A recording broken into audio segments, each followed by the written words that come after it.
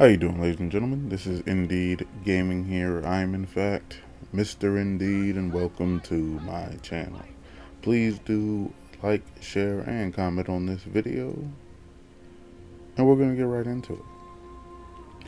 Now, obviously, this is my rework on Warden, going a little bit more in depth, explaining a little bit more of my thinking behind things that I do, or did, I should say, in the rework, and there's some changes here and there. So we're gonna get into that. Same thing as I said with the Lawbringer. I understand that there's certain things about the game that I just see the game differently. There's gonna be a lot of things in this that I'm sure a lot of Warden mains are not gonna like. It is what it is, guys. I mean, if you disagree with me, I respect that. Everybody thinks about For Honor differently than they think other people do, and I don't really mind that personally. I mean, it is what it is. I like who Warden is, in my opinion, is supposed to be as a character, but I took issue with the way that they reworked Warden when they did, because I mean they gave him the unblockable heavy finishers, which was technically something that helped him as a swordsman. But at the end of the day, it's like they just said, oh, he can shoulder bash after everything now. In my opinion, it's like, if you know a character is good because of one mechanic, you don't double down on that mechanic.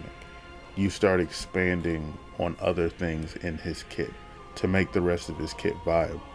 And what they did to me, besides giving him the unblockable finishers, they just doubled down on why Warden was already good, which is a shoulder bash. So we're going to get into that. First off, if you've seen my 60-second video, you already know this. We're taking his VORTEX away, pretty much. He will no longer be able to do the shoulder bash after a light attack or after any attack. In my opinion, what you're seeing here should not be a thing in the game. This is dumb to me. I'm sorry. There's way more egregious things that I've seen in fighting video games, but in For Honor, this is, in my opinion, one of the most ridiculous ways to play the video game. Like, the fact that you can just do that over and over again, you can feign it whenever you want to me is ridiculous. And personally, I just think it's bad for the game. We're going to take it from him, at least the way I would rework him. I would take it from him, and we're going to give him some more things that has to do with a sword that will actually make him a better character, in my opinion. And to be clear, I mean, if you play with Warden like this, I'm not arguing that this isn't a viable way to be successful with the character, because obviously it is. It's like, I just think it's poor character design. I don't think your character design in any fighting game should revolve around you doing the same thing over and over again. Like, if you play like that, I get it. Personally, I don't play him like that. I actually try not to use more than one or two shield batches per fight, at least in one-on-ones. But hey, that's just the way I play the game. I don't think doing the same move over and over again is fun. I don't think my success in a fight relying on the exact same move over and over again is a fun way to play the game, personally, especially with something like that. I mean, at least with a character like Kyoshin, it's a little bit more flashy, but even with Kyoshin, it's like, if I do the Kaze stance too many times, it starts getting a little bit like, okay, maybe I should just try to parry something regularly. That's just me. Moving on. Next thing we're going to be doing is we're going to be making the shoulder bash only accessible from a neutral dash forward or dash to the side. And the level 3 bash is no longer going to be feintable. You'll only be able to feint at level 2. The reason we're doing this, because the way that I believe that mix-up should work is that if your opponent guesses correctly, they should be rewarded. So basically, if you think I'm going to do a level 1 bash, so you dodge on level 1 timing and I do a level 3, then you guess wrong. If you think I'm going to do a level 3 and then I do a level 1 and then I hit you with my bash, it was like, okay, you guessed wrong. But if I go for my level 3 and you thought I was going to go for my level 3, so you waited and then you dodge on level 3 timing, you should be rewarded for that.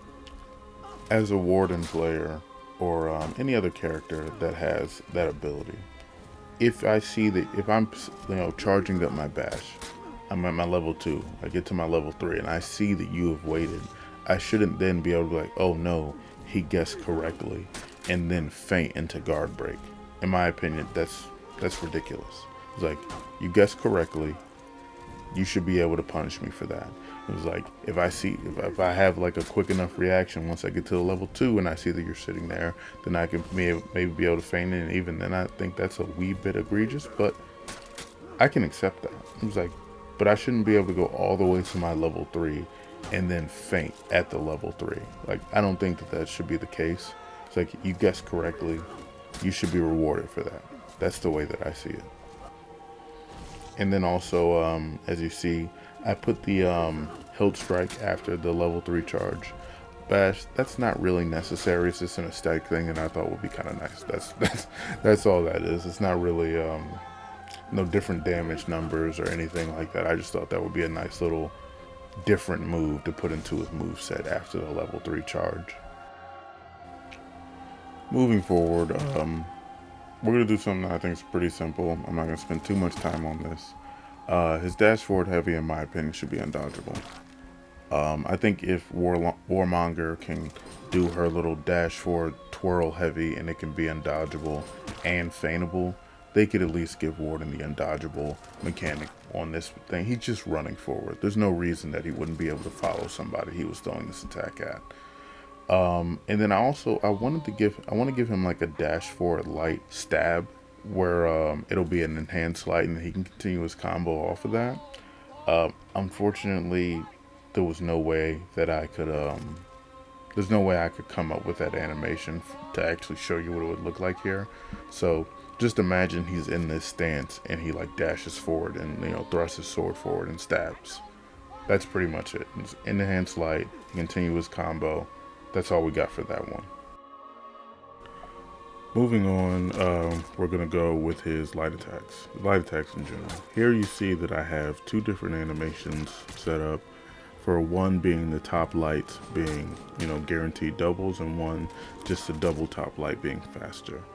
I'm not married to either of them, if I'm being honest. I actually rather you guys kind of choose or let me know what you think would be better in the comments.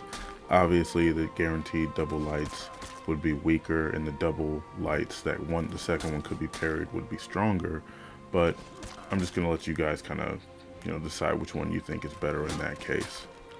And then obviously his chain lights from other directions just need to be faster. How slow they are, in my opinion, is completely ridiculous, and I can't believe they kept them that way. So I don't think I really need to talk too much on these things. Next, we're going to be going into giving him a kick off of any heavy, soft feint kick. So basically, he can do this off of a starter heavy, he can do this off of a finisher heavy, and it will guarantee him light chains. So basically, there is a way that you could, consider this a bit of a vortex, but in my opinion, it's much weaker and less viable as a vortex than the one that he has now, because these kicks will not be feintable, and they are guard breakable on whiff, but he is able to throw a light or heavy after a whiff.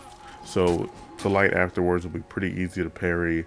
The heavy afterwards will be guard break vulnerable, obviously. So it really kind of depend on you. I guess a bit guessing on if he's doing the light or heavy or not, and you just kind of go from there on that one. And to just end it off, this mechanic would also wall bounce. So if you were near a wall and you kicked your opponent into the wall, you would be able to get a top heavy off of that.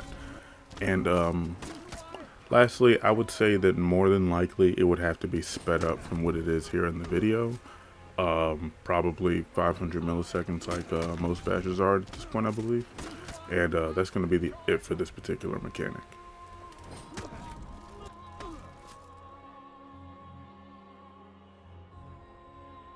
Now, we're going to end it off here with just more of a chain mix-up here, where he's going to be able to soft feint finisher heavies into an undodgeable, uninterruptible zone. Now, this zone is going to operate a little bit differently than his regular zone, obviously, because it is uninterruptible. It is also going to be undodgeable, but I would also like this to be something that if he wants to, that he can execute from. So now I'm using the zone here, but if I'm being honest, I would not mind at all if they maybe kind of copy and pasted the regular heavy, the spin, like when he spins and he does a heavy, if they copied that animation, but just kind of put his sword a little bit more flat than diagonal like it is now. And it's going to be the same speed as the zone is now, so it's not going to do like regular, like actual heavy damage. And also it's going to come from the opposite direction of the attack that you're throwing. So like if you're throwing your heavy from your left side, then when you do the zone soft feint, it'll come from your right, and vice versa. If you're doing it from the top, then it'll just come from the default side, which I believe is your right side and your opponent's left. And then obviously this will be parryable, deflectable. I mean, it's just a regular attack that has uninterruptible, undodgeable properties on it. And this will go kind of hand in hand with his ability to soft feint his finisher heavies into his kick. It's like, because you may try to dodge the kick, but you might get caught with the undodgeable zone attack there. So I think that's all that I really have for this particular character. As I said, I know that this is one of those things where a lot of people are going to disagree with me because I see the game differently than a lot of people do. I don't like, you know, the spamming of bashing that Warden does, that Hitokiri does. I don't usually see it that much from Warmongers, although Warmonger obviously can do it, which is a little weird to me. Just the fact that I don't see them do it as much as I see like Wardens and stuff. Because I'm sure like most people who play with Wardens also play with Warmonger.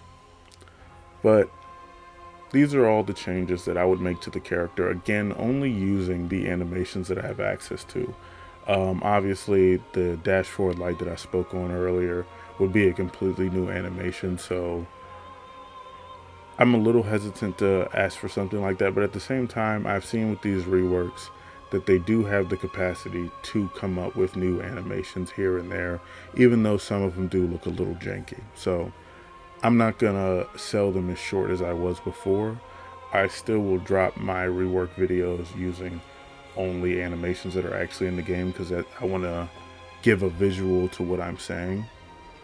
But that's about all I have for this particular video. I know the most stringent thing that people will probably talk about is him losing the vortex. And to be clear, if they were to take his vortex away and were able to come up with a way that whatever he did after the bash would just be the end of it and he couldn't continue with anything afterwards, I would be okay with that as well, because I mean that's essentially what I'm kind of doing here, except unless you go for the light heavy or light heavy, and then you can be able to do the soft feint to the kick. But the concept of the vortex, to me, I'm not really sure why they've kept it in the game as long as it's been. To me, it's been bad, what's that thing called? Character design since the beginning. Like, I remember when they made it so he couldn't soft feint. Well, he couldn't, not soft feint. He couldn't hard feint his level 3. And, like, there were so many people in the community that were upset about that. And I was, like, the only person who's just like, I don't see the issue, guys. It's a really strong mix-up. There should be some sort of downfall to it. But that's just me. Warden, unlike Lawbringer, is a character that I do have quite a bit of experience with. I'm not a Warden main per se, but he is my second highest rep character. Well, he's tied for my second highest rep character. My Warden is rep 31, my Aramusha is rep 31, my Orochi is my only rep 70 character. But I kind of fell off of playing Warden after a while because just the vortexing and them like doubling down on the vortex, it just kind of turned me off of the character. I was really hoping that we were going to get something that had more to do with a sword, and that's just not what we got, unfortunately.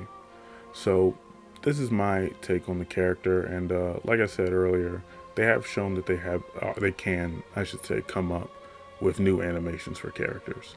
So if they came up with a whole bunch of new animations for characters, for Warden, like sword animations, maybe they make his finisher light attacks, half swording techniques and stuff like that. Please do. I'm just going off of what I can use right now. Also, and I've forgotten this multiple times now that I'm thinking about it, he should be able to crush and counter from all sides. If Highlander can do it, there's no reason that Warden shouldn't be able to do it. But that is all I have for this particular video. Luckily, this one didn't run as long as the last one. It was kind of close though. But let me know what you guys think in the comment section below, and I will see you in the next one.